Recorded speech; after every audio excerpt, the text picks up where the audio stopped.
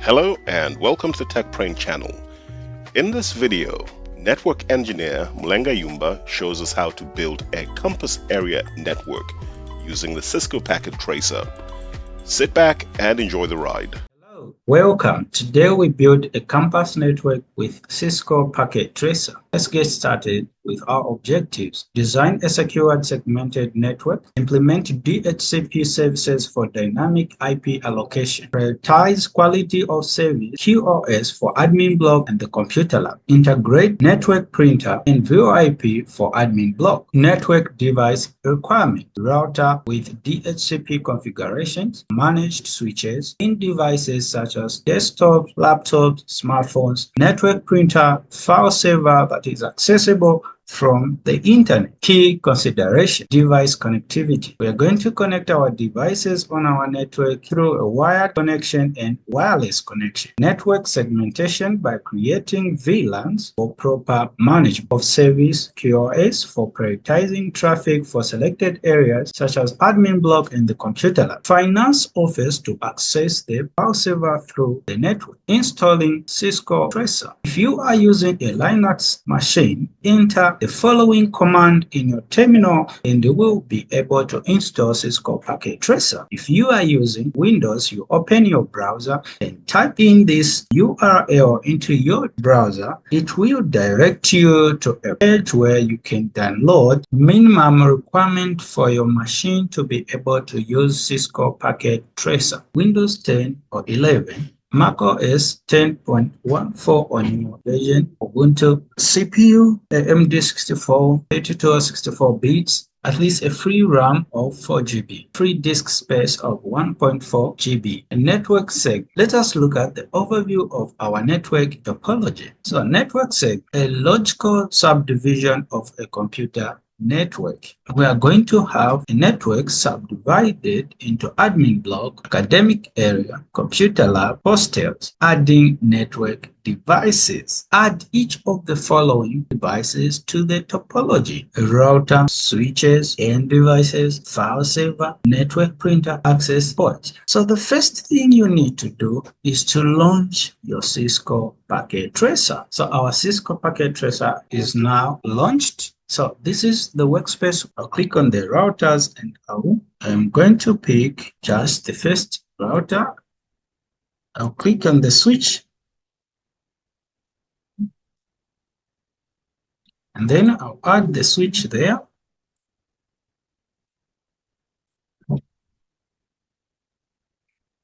Okay, wireless access point.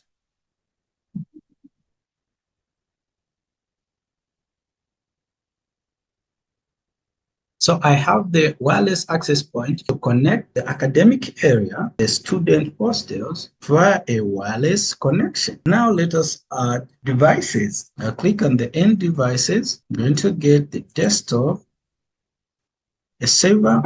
I'm just going to change the configurations of the access point so that devices can connect to the correct access point. So I'll change the SSID name and I'll also choose an encryption method, which is WPA2, and add a password. I'll add a simple password, staff 2025. Okay, I will do the same on this one. This one is student hostel encryption method, and I will add student 2025. Later on, I'm going to configure the devices to connect to the network. Connecting devices. Connecting devices, we are going to connect our devices on our network topology via a wired connection using UTP Ethernet Cat6. Specifically, we are also going to connect using a wireless connection via the access point. So to connect our devices via a wired connection, we're going to click on the connection, and in this video, we are going to use a straight through type of connection. So you click the router, I will use gigabit Ethernet and connect to an interface on a switch, gigabit Ethernet 0/1.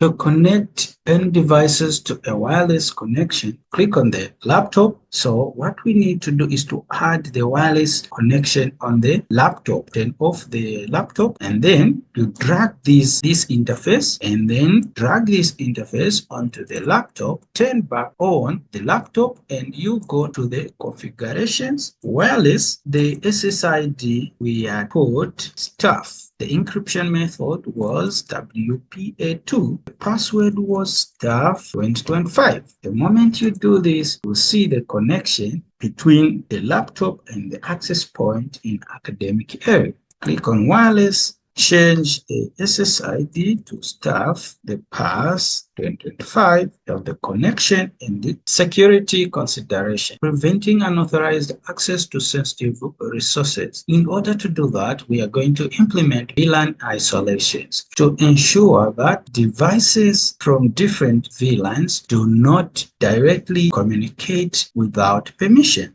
WPA2/WPA3 security on access point. So this is simply a security encryption. So we configure access control so that devices from other VLANs should not have access to sensitive resources in particular VLANs. VLANs are needed for proper traffic management and as well as for troubleshooting. So you click on the switch, enter the command enable, can just press tab on the computer to complete the command. Then enter conf terminal. Enable secret for security purpose so that anyone who wants to log into the switch or to this switch, they have a password to enter. Configure the VLANs, VLAN 10, name, admin, exit, VLAN 20, name, academic, exit. Okay, now that we have configured our VLANs, let us just verify the VLANs that we have configured. Just type this command, show VLAN brief. Okay, so you can see that we have the admin, academic, hostel, and the computer lab. So the VLAN IDs were VLAN ID 10 for admin, 20 for academic, VLAN ID 30 for hostel, and 40 for. The next thing we're going to do is to assign VLANs to ports. Okay, interface 0/1. Switch port mode access, switch port access, VLAN. I've simply assigned VLAN 10 to the interface. Just also assign another VLAN to another port interface, fast Ethernet 0/2. Okay. Switch port mode access, switch port access, VLAN 20. Okay, exit. Now that we have assigned the VLANs to ports, configure a trunk port to the router. Configure the port on a switch that will connect to the router, and that port is referred to as a trunk port. Interface gigabit Ethernet 0/ switch port mode trunk. Exit. To save for the configuration, need to enter a command, write memory. Okay, our configurations have been saved. Show VLAN brief. Okay, we can now see that our VLANs have been assigned to specific ports. VLAN admin has been assigned interface fast Ethernet 0/1, academic VLAN interface fast Ethernet 0/2. Now that we have configured our VLANs, so IP addressing, considering security, cost effectiveness, and scalability. Private IP address. When you are using a private address, you have so much control in terms of your internal network. The use of private IP address /16 also just gives us so much room to create more future VLANs and add more devices, so our network becomes very scalable. So VLAN 10 will be configured with IP address 192.168.10.0. Okay, so let us see how we configure IP addresses. We now need to configure our router for inter-VLAN routing. Okay, so to do that, you click on the router. I'm going to say enable conft. I'm going to add password, enable secret, password Cisco 2345. So the first thing we are going to do is to enable inter-VLAN routing. So in order to do that, on our sub interfaces for trunking, we are going to enter this command interface. Okay, so 0/0/0.10. So the gigabit Ethernet on the router, this is the interface that is connecting to the switch, and the 10, this is the VLAN ID encapsulation dot 10 IP address 192.168.10.1, and the subnet mask 255.255.255.255.255.0. Then exit. Do the same for the other one. And now that we have configured inter-VLAN routing, let us enable IP routing by entering the command IP routing. Exit, and we save our configurations. Right memory. Thing we're going to do is to configure DHCP on the router so that devices on our network can obtain IP addresses automatically. So IP DHCP exclude 192.168.10.1 192. Before we configure our DHCP, we are trying to exclude the router and the static IP addresses from the DHCP so that they are not assigned automatically as well. That can cause IP conflict on a network. Just going to repeat the command. This one 20. Everything remains the same. So you press the up arrow to get the previous command. Next thing now, we configure DHCP for VLAN 10. So IP DHCP pool admin for admin VLAN. Then network 192.168.10.0.255.255.255.0.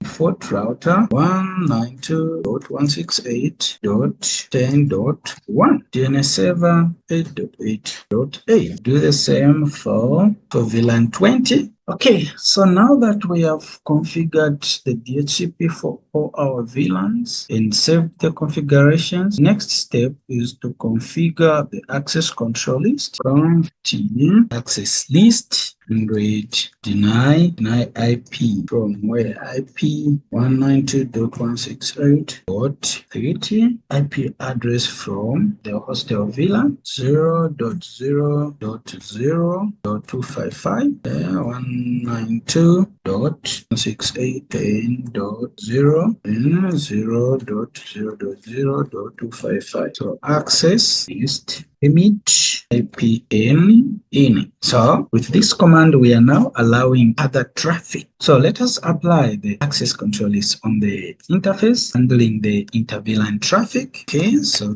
we're going to enter this command interface gigabit 0/0/0.30. Yeah, and IP access group and read write memory. Okay, so our next configuration on the router is the configuration of the QoS to prioritize admin VLAN. So pass map, say admin police match access group 110. The police map QoS police plus admin priority plus admin police, then priority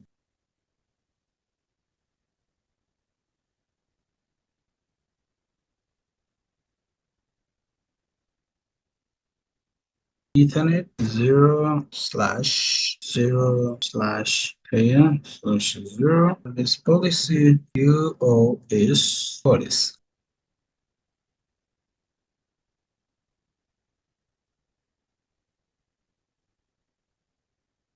configure the file server. So I'll click on the file server. So on the configurations, the file server, we are going to configure it with a static IP address. Okay, so click on fast Ethernet. So on the IP address, file server will give it the address of 192.168.10 because it is in VLAN 10, which is the admin block. Okay, .100. We're giving it a static IP address. Okay, the subnet mask is okay. And then for the server, I need to configure the services. So under the services, I want to configure the file transfer. Okay, so I'll add admin here, and the password will be admin 5. Okay, so admin can read write to everything. Okay, I'll also add finance to access files from the server. Password finance. Okay, I don't want finance to delete files from the server, so I'll skip this permission. Okay, so we can also configure the printer with a static IP address. Okay, that's Ethernet 2.168.10.50.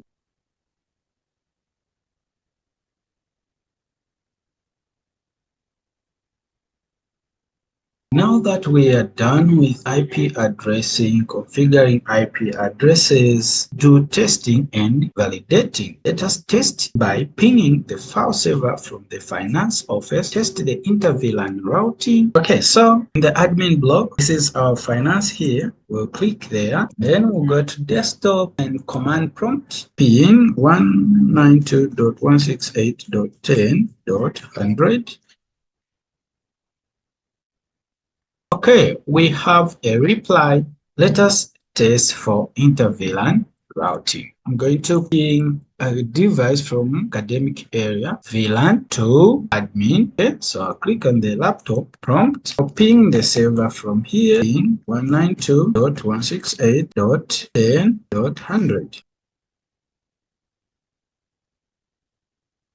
Devices from different VLANs are able to communicate. Can also do that by trying to send a packet. Say, click on the packet there from the principals to the laptop of the academic area. Okay, success. Quantity of hardware depends on the size of the network that you are creating. Just need one router. On this our network, we have 3 switches, 1 file server, 1 printer, access points, 3 UTP cables, a network cabinet, patch panel, RJ45 connectors, and the rubber. Some of the best practices that have been implemented into this our network design was the logical segmentation VLANs that allows proper management of network and easy troubleshooting of a network. Centralized routing, and we configured DHCP on our router to allow devices on a network to obtain IP addresses automatically. Prioritize critical traffic. We configured QoS in order to prioritize